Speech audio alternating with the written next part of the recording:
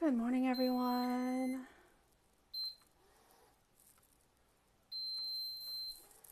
Good morning, Good guys. morning, bud. Good How did morning. how did you sleep last night? I slept very well. Okay, great. All right, I'm gonna wait for your brother to come up, and then we'll get you up.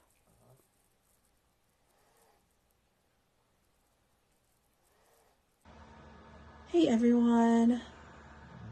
All right, Fonty. So, what do you want to talk about today? The day I lost the ability to walk. Okay, cool. I remember, the day I stopped walking. I was like 8 years old or something. And the day before I lost the ability to walk, we were flying kites at like the park or something. And we were like, so we went to go fly kites, and then the next day I came home and I woke up. I went to go use or tried to go use the bathroom, and then when I stood up, I instantly fell, and then I called for my mom to help me go to the bathroom, but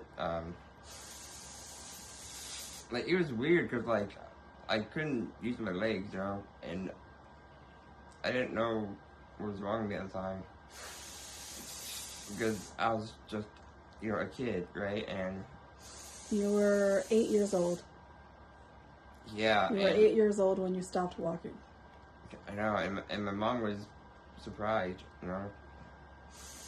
Well, because the day before we were still flying kites at the park, but you were falling about 20 times a day at that point. I know, like it was like such a crazy experience, Yeah. So the first thing to go with Duchenne is the legs. It affects the legs first and foremost. And so Fonty was falling about 15 to 20 times a day. At that point, Fonty could no longer climb steps. He couldn't get in and out of a car. He had to be helped into a car. He would walk up one step at a time, and things like that. I would grab the railings and I would take like one step. He would grab the railings and sort of help pull himself up and things like that. So the day before we went to fly kites, and then the day after, Fonty said, "Hey, Mom, I need to go pee," and I got up to help you get out of bed, and you fell. Yeah, but the thing is, and that was 2 weeks after you just turned 8. I know. I barely remember what we did after that. Okay, so I remember because you were too young, but you fell, and then I got you up, and you fell again. Mm-hmm. And then I remember you tried to convince me to help you walk, and the process to get a wheelchair is actually very long, because I don't know, insurance needs all sorts of stuff, and it was very chaotic. And it took a while to actually get a wheelchair for you. Yeah, so they had to use a stroller to push me around. Yeah, so we had a stroller, and Fonty was tiny enough that he could fit in a stroller. But I remember Fonty had like what was called like phantom limbs. Like he obviously he had his legs intact, but he still felt like he could walk. And so every day he would convince me to hold him under his arms and help him walk, because he could still feel his legs. His legs were still physically there. He just couldn't use them anymore. And so I think Fonty, was very depressed even at 8 years old, because he was watching all his friends, still running around and things like that. And the thing with Fonty was that he never really ran. He could never really hop or run as a child. Yeah. And then he slowly lost his ability to walk. He's falling at first just a few times a day, to eventually 10 times a day, to eventually 15, 20 times a day. So, we didn't think that he would actually lose his walking ability that quickly, because they said, between 8 and 12 is when boys typically would lose the ability to walk. We were hoping Fonty would not lose his ability to walk that early, Unfortunately, Yeah, you it know what the happened. funny thing is? Hmm. I Yeah. remember when I tried to pee, I would try to pee standing. Yeah, it took Monty a long time to learn how to pee sitting. Yeah, and So, yeah. that's when they bought like a urinal for me. Yep. Well, actually, insurance paid for it, but yeah, I mean, and it took a long time to get a wheelchair for you because everything is so expensive. So insurance makes things so hard. I know. I remember I would try to walk and I would hold on to things, but I couldn't. You know. Yeah, you couldn't walk, Monty. I mean, I mean, I could stand, but like, I couldn't walk. No, you couldn't stand. I know, but like I I tried. had to hold you up to stand, Fonty. I tried to. Yeah, you tried to stand.